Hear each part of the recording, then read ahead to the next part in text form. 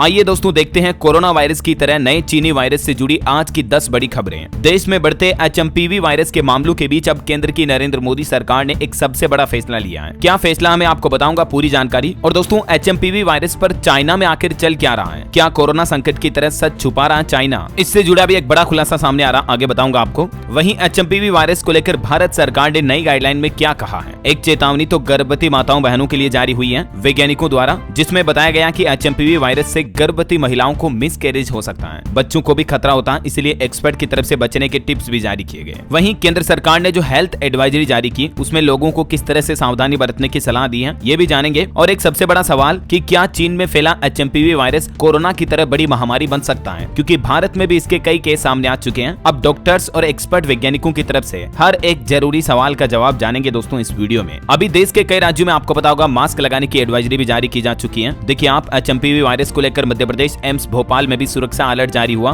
भीड़ वाली जगहों पर मास्क लगाना अब जरूरी होगा। और वैज्ञानिकों का कहना है कि ठंडे मौसम में ये वायरस ज्यादा सक्रिय होता है, इसलिए अभी सर्दी के सीजन में आपको ज्यादा सावधान और सतर्क रहने की जरूरत है। इस वायरस का फैलाव संक्रमित व्यक्ति से हाथ मिलाने, संक्रमित चीजों को छूने से हो सकता है। इस वायरस से और कई बीमारियों का भी खतरा है, जैसे निमोनिया, ब्रोंकाइटिस। कमजोर इम्यूनिटी वाले लोगों को ज्यादा खतरा रहता है, तो वो जरूर सावधानी बरतें हैं। और इलाज की बात करें तो अभी तक दोस्तों इस वायरस की कोई वैक्सीन सामने नहीं आई है। फ्लू के लक्षणों के मुताबिक ही उपचार किया जा रहा है। तो अभी जो ये सर्दी का मौसम है ना, ये HMPV वायरस का प्रकोप और ज्यादा बढ़ा सकता है। डॉक्टर्स का इस पर क्या राय है ये भी आपको बताऊंगा। देखिए आप डॉक्टर अंकित बंसल जो कि दिल्ली मेडिकल इंस्टीट्यूट के एक्सपर्ट डॉक्टर हैं, उनका यह मानना है कि HMPV वायरस का अधिकांश मामलों में असर हल्का होता है। हालांकि जो छोटे बच्चे हैं या 65 साल से ज्यादा उम्र के लोग बाग हैं, जो कमजोर इम्यूनिटी वाले लोग हैं, उनको गंभीर खतरा, तो वो ज्यादा सतर्क रहें। कुछ राज्यों की अपडेट देखिए दोस्तों आप। बिहार के पड़ोस तक पहुंचा कोरोना जैसा खतरनाक वायरस HMPV, तो अस्पतालों में तैयारियां भी तेज हुई। बिहार में भी अब कोरोना वायरस की तरह HMPV का टेस्ट शुरू हो चुका है। पटना में नए वायरस के 3 संदिग्ध मरीजों के सैंपल की भी जांच हुई। और ये आप देख सकते दोस्तों, राज्य स्वास्थ्य समिति बिहार की तरफ से नोटिस भी जारी किया गया इस संबंध में, आम लोगों के लिए सूचना है। बात कुछ यूं है कि बिहार का पड़ोसी राज्य जो उत्तर प्रदेश है, उसमें भी चाइनीज वायरस की एंट्री हो चुकी है। यूपी के लखनऊ में अभी एक दिन पहले आपको पता होगा 60 साल की एक महिला में ये HMPV वायरस जैसे लक्षण पाए गए और वो महिला पॉजिटिव पाई गई।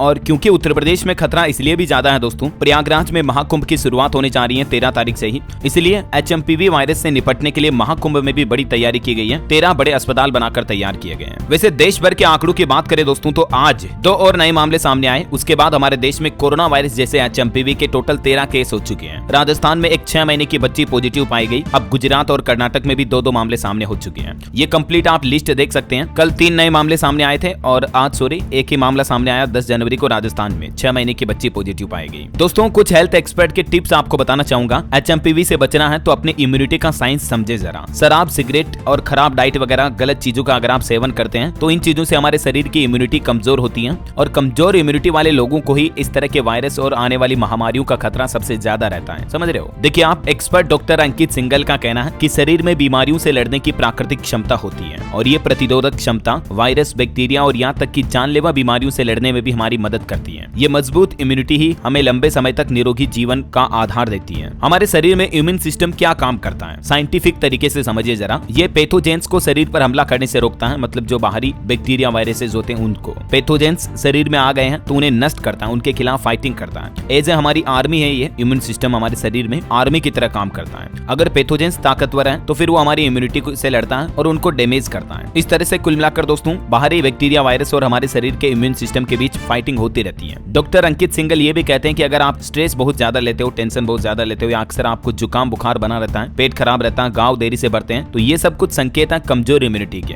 तो आपको अपनी लाइफस्टाइल में बदलाव करने की सख्त जरूरत है। हमारे शरीर की इम्यूनिटी किन कारणों की वजह से कमजोर होती है, तो इसके पीछे की वजहों को भी समझिए जरा। हेल्दी डाइट ना लेना, बैलेंस्ड लाइफस्टाइल ना होना, रोजाना 8 घंटे की नींद न लेना, ज्यादा तला भुना खाना खाना या ज्यादा सुगरी चीजें खाना, मतलब मीठा ज्यादा खाते तो भी इम्यूनिटी कमजोर होती है। फिजिकल एक्टिविटी न करना, जो लोग एक्सरसाइज नहीं करते हैं, दिन भर घर पर ही बैठे रहते हैं, तो उनको भी कमजोर इम्यूनिटी का खतरा होता है। या आप बहुत ज्यादा तनाव लेते हो, टेंशन, स्ट्रेस या शराब का सेवन करना या स्मोकिंग वगैरह करना, इन चीजों की वजह से हमारे शरीर की इम्यूनिटी कमजोर होती है ना। तो आप सावधान रहें जरा। और दोस्तों जैसे जैसा कि मैंने आपको बताया, वैज्ञानिकों ने कहा कि ठंडे मौसम में वायरस ज्यादा सक्रिय होता है, इसलिए सर्दी में एचएमपीवी वायरस का प्रकोप और ज्यादा बढ़ सकता है। तो वैज्ञानिकों का भी कहना है कि आप फरवरी महीने तक थोड़ा ज्यादा सतर्क रहें। जब फरवरी के बाद धीरे धीरे ठंड कम हो जाएगी ना, तो उसके बाद वायरस का खतरा वैसे ही कम होने लगेगा, है ना। और एक बड़ी खबर देखिए, चीन से 200 किलोमीटर तक सटा बॉर्डर एक राज्य का, जिसमें खतरनाक एचएमपीवी फैलने का खौफ मंडरा रहा है। बात कुछ यूं है कि सिक्किम राज्य सरकार ने भी अब एडवाइजरी जारी की है और कहा कि इस वायरस की स्थितियों पर बारीकी से नजर रखने की दिशा में कदम उठाए गए हैं, क्योंकि सिक्किम राज्य की सीमा चाइना के साथ लगभग 200 किलोमीटर लंबी सीमा मिलती है, जिससे भारत में वायरस फैलने की आशंका बनी हुई है। तो ये वजह कि सिक्किम स्टेट गवर्नमेंट और ज्यादा अलर्ट है। हालांकि दोस्तों, केंद्र सरकार और स्वास्थ्य मंत्रालय का यही कहना है कि अभी तक हमारे भारत में एचएमपीवी का कोई गंभीर खतरा नहीं है, ठीक है, लेकिन फिर भी सावधान रहने की तो जरूरत है ही। राजस्थान के 12 जिले में भी आज एचएमपीवी वायरस से संक्रमित मिली एक 6 महीने की बच्ची। उसके बाद स्वास्थ्य विभाग में हड़कंप समझ गया। इस शिशु के पिता ने बताया कि बच्ची 2 महीने की थी, तब से सर्दी, खांसी, जुकाम, बुखार से पीड़ित रहती है। इलाज के लिए कई अलग अलग जिलों के डॉक्टरों को दिखाया, लेकिन स्वास्थ्य में कोई सुधार हो नहीं पाया। अब चाइना का मैटर देखिए आप। चाइना में अभी एचएमपीवी वायरस को लेकर असल में चल क्या रहा है। तो दोस्तों, चीन से शुरू हुए इस वायरस की जद में अब आसपास के दुनिया के कई और देश भी आ गए हैं। ऐसे में इस वायरस का चाइना में असर क्या है, इस बात पर भी गौर करने की जरूरत है। मतलब चीन में अभी कैसे हालात हैं। तो कई मीडिया रिपोर्ट्स में यह दावा किया जा रहा है कि चाइना में तो ये एचएमपीवी वायरस नियंत्रण से भी बाहर हो चुका है। हालात ये कि अस्पतालों में मरीजों को बेड नहीं मिल पा रहे हैं और इससे लोगों की मौतें भी हो रही हैं। लेकिन सच्चाई इससे काफी अलग है। चाइना का यह कहना है कि हमारे देश में एचएमपीवी वायरस की रफ्तार कम होने के संकेत मिल रहे हैं, लेकिन खतरा लगातार बना हुआ है। ताजा रिपोर्ट में चाइना सीडीसी ने कहा कि देश में इस वायरस का खतरा अभी भी है। पहले भी क्योंकि चीन पर आरोप लगते आए हैं कि चीन ने कोरोना के भी आंकड़े छिपाकर भारी गलती की थी। दुनिया से जब आंकड़े छिपाए थे और दुनिया भर में महामारी फैल गई थी, तो इसलिए मतलब चाइना को अभी भी दुनिया के कई देश शक की नजरों से देख रहे हैं। हालांकि WHO यानी वर्ल्ड हेल्थ ऑर्गेनाइजेशन भी चाइना पर नजर बनाए रखे हुए हैं कि कहीं अगर चाइना कोई छुपाता है जानकारी, तो उससे दुनिया भर में एक बड़ा विस्फोट फैल सकता है ना। तो रिसर्च चल रही है, अभी आगे और क्या अपडेट आता मैं आपको बता दूंगा। और भारत सरकार ने भी एक बड़ा फैसला लिया। देखिए आप, ये वायरस कहीं म्यूटेशन ना कर ले, तो इस बात का पता लगाने के लिए हमारे देश के 4 राज्यों के वैज्ञानिकों को एक जिम्मेदारी दी गई है। मतलब इस एचएमपीवी वायरस ने अपना रूप बदला या नहीं, इस बात पर अब वैज्ञानिक जांच करेंगे। केंद्र के नरेंद्र मोदी सरकार के निर्देश पर हमारे देश के 4 राज्यों के वैज्ञानिक इस वायरस के म्यूटेशन का पता लगाने और इस पर रिसर्च करने में वैज्ञानिकों की टीम जुट गई है, ठीक है।